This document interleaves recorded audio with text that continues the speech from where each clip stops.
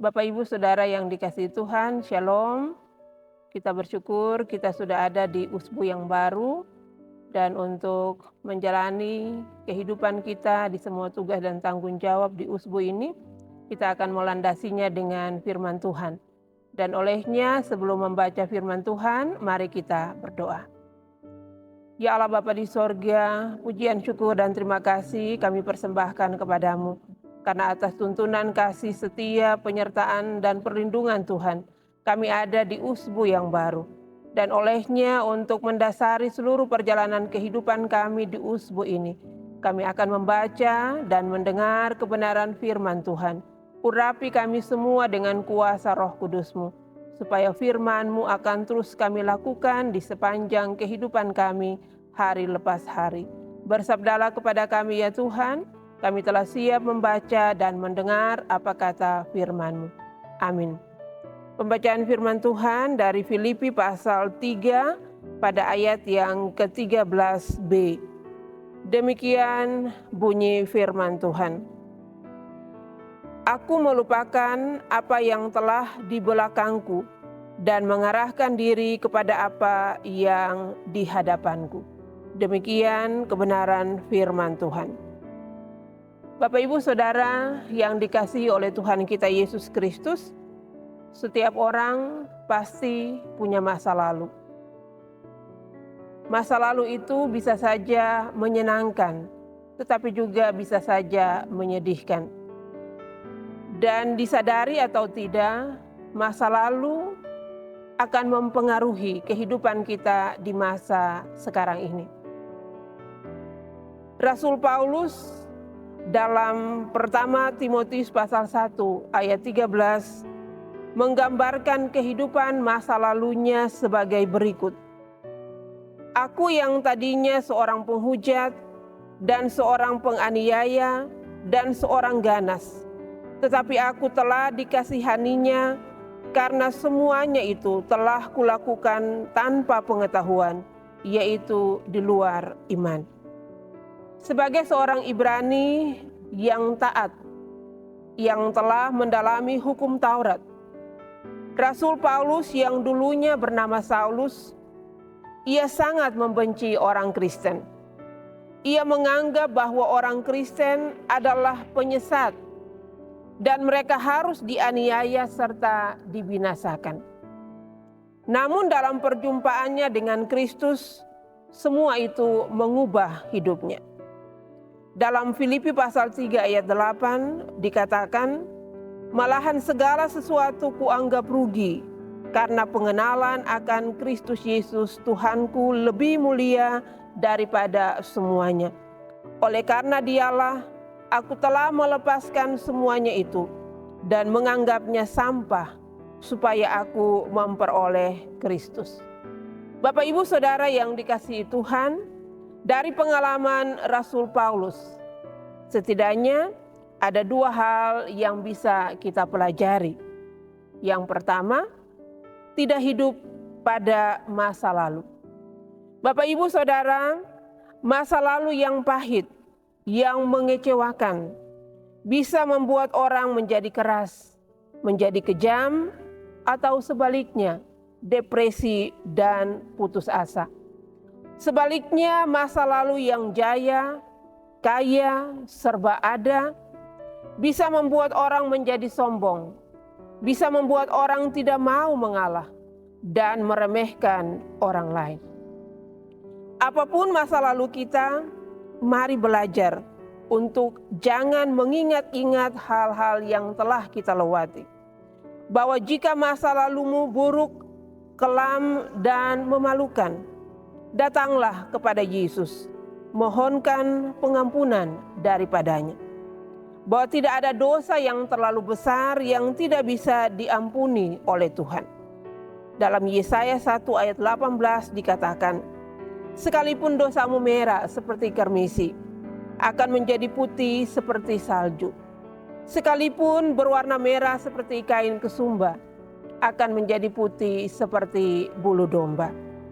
Bapak Ibu Saudara yang dikasihi Tuhan, dalam banyak sekali pengalaman ketika Yesus ada di tengah-tengah dunia ini, Dalam perjumpaan dia dengan orang-orang yang pernah melakukan kesalahan, Yesus menerima mereka dan memberikan pengampunan serta membaharui kehidupan mereka. Contoh yang bisa kita lihat bahwa Yesus menerima seorang wanita Samaria yang sudah pernah menikah selama sebanyak 5 kali dan yang sekarang tinggal bersama dengannya bukanlah suaminya. Sakeus, seorang kepala pemungut cukai yang suka memeras bangsa Yahudi, ia justru disapa Yesus dan Yesus menumpang di rumahnya. Petrus yang adalah murid Yesus, yang telah menyangkal Yesus sebanyak 3 kali, tetapi diberi kesempatan oleh Yesus untuk diampuni, dipulihkan, dan kembali melayani. Bapak Ibu Saudara jemaat yang dikasihi oleh Tuhan kita Yesus Kristus, pertanyaannya, siapakah saudara? Bagaimanakah masa lalu saudara?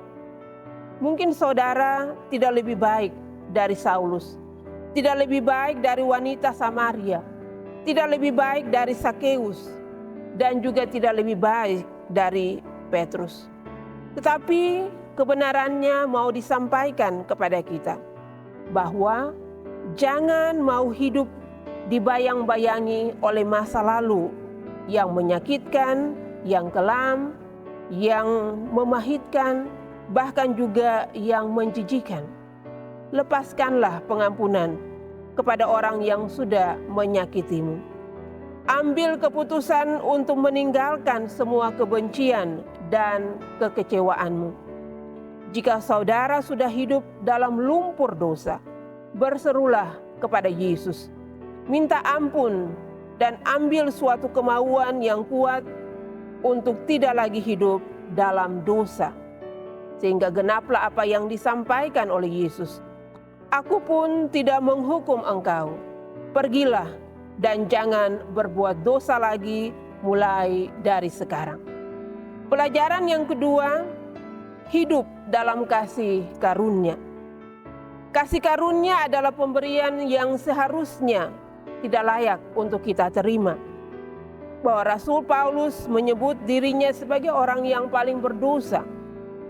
Namun dalam kasih karunia yang dilimpahkan kepadanya, membuatnya hidup sebagai orang berhutang karena dosa dan pelanggarannya telah diampuni dan dibebaskan. Kasih karunia yang diterima oleh Paulus membuat ia hidup dalam kerajinan dan disiplin diri bagi Kristus. Karenanya ia berkata, "Tetapi karena kasih karunia Allah, aku ada sebagaimana aku ada sekarang, dan kasih karunia yang dianugerahkannya kepadaku tidak sia-sia. Sebaliknya, aku telah bekerja lebih keras daripada mereka semua, tetapi bukannya aku, melainkan kasih karunia Allah yang menyertai aku."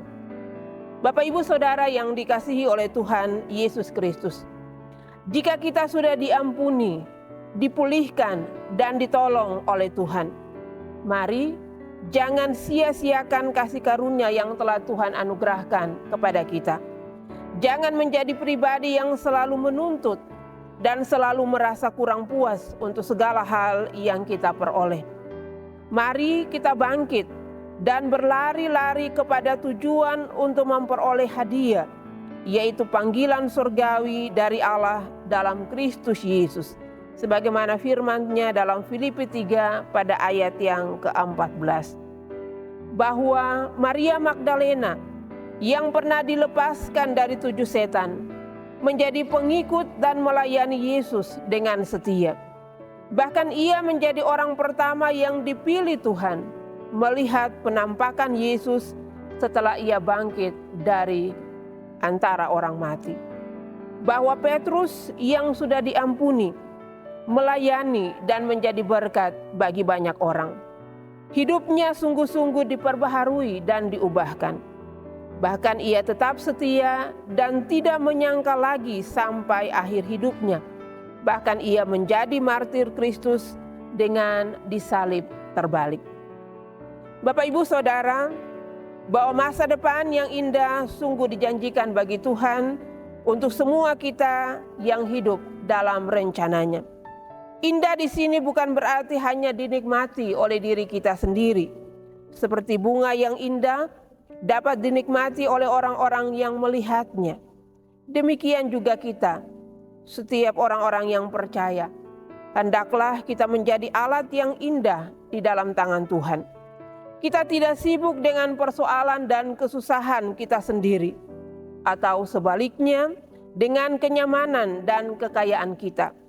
Tetapi kita mau mengarahkan pandangan kita kepada rencana Allah yang mulia dan yang besar dalam hidup kita. Bahwa hidup yang diubahkan dan diperbaharui untuk menjadi berkat bagi sesama dan kemuliaan nama Tuhan. Itulah yang harus menjadi tujuan dalam seluruh kehidupan kita di sepanjang waktu hidup yang Tuhan anugerahkan. Amin. Mari kita berdoa. Bapa di sorga, terima kasih kami bawa kepadamu Tuhan. Dalam seluruh kehidupan yang telah Tuhan pelihara setiap kami sampai di hari ini, kami diperkenankan untuk mendengar kebenaran firman-Mu. Kami sadar sungguh Tuhan, sebagai manusia, kadang kami belum bisa melakukan apa yang Tuhan kehendaki.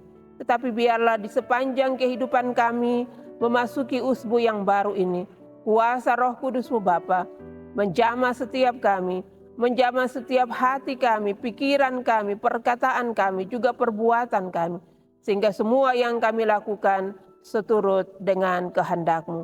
Perjalanan kehidupan kami umat-Mu, di sepanjang usbu yang akan kami masuki ini, kami dasari di dalam nama Bapa, Putra, dan Roh Kudus. Tuhan menyertai dan memberkati kita semua. Amin. Demikian renungan harian kita di usbu yang baru ini. Tuhan Yesus memberkati dan menolong kita semua supaya hidup kita menjadi berarti bagi kemuliaan nama Tuhan. Amin.